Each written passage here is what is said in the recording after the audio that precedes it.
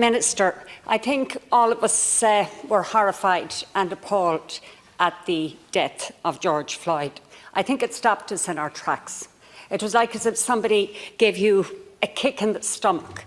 And I remember that awful feeling as I re-watched that 8 minutes and 43 seconds. And all I wanted to do was shout, "Stop, please stop." And in a way, I think that's what we need to do today. We need to look inside ourselves and we need to say to ourselves, stop, just please stop. Because while the actions of the police in the case of George Floyd were murder, plain and simple, they're just the end point of a scale that starts with casual racism. And that's why we need to say to ourselves, stop. I think many of us carry prejudices that we don't even know about, we don't even recognise until we question ourselves. Some of our ideas are formed in a vacuum, that many of us don't see black people regularly, don't interact with them every day, every week. For many people, it's not even once a month. That doesn't make you racist, but it can make you unthinking. Our language is such that in so many instances, white is associated with something that's good, something that's pure, something that's innocent, while black often has a different connotation, something sinister, dark, wrong. And whether we like it or not, our thoughts are coloured, literally, by our language.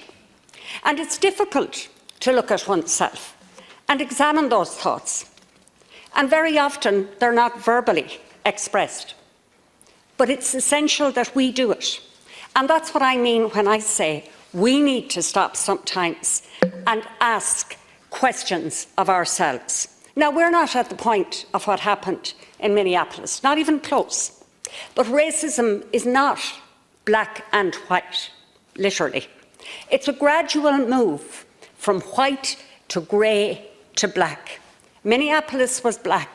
The question we have to ask ourselves is, what colour are we at on that scale?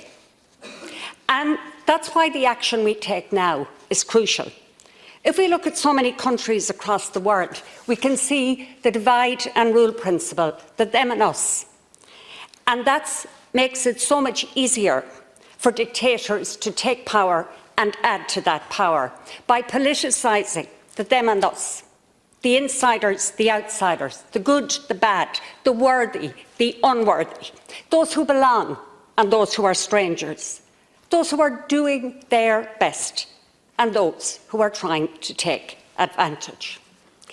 That's the direction of an increasing number of rulers.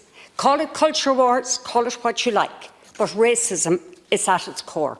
And again, we're not at that position here, and we have time to stop.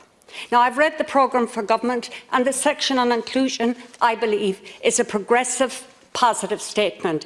And if it's implemented, then we won't move along that scale. Briefly, because I want to leave my colleague 3 minutes, 2 issues that I want to comment on.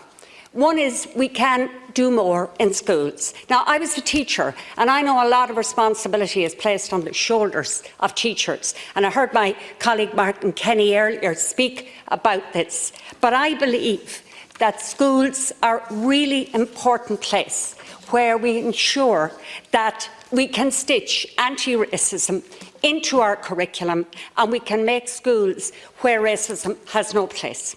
And finally, the idea of integrating migrants into our community. Again, I'm pleased to see the commitment to end direct provision. The sooner, the better. But if we look to places like Ballahadreen and other places where voluntary groups, where committees come together and make an effort as neighbours to integrate, again, that will stop us sliding to black on that scale.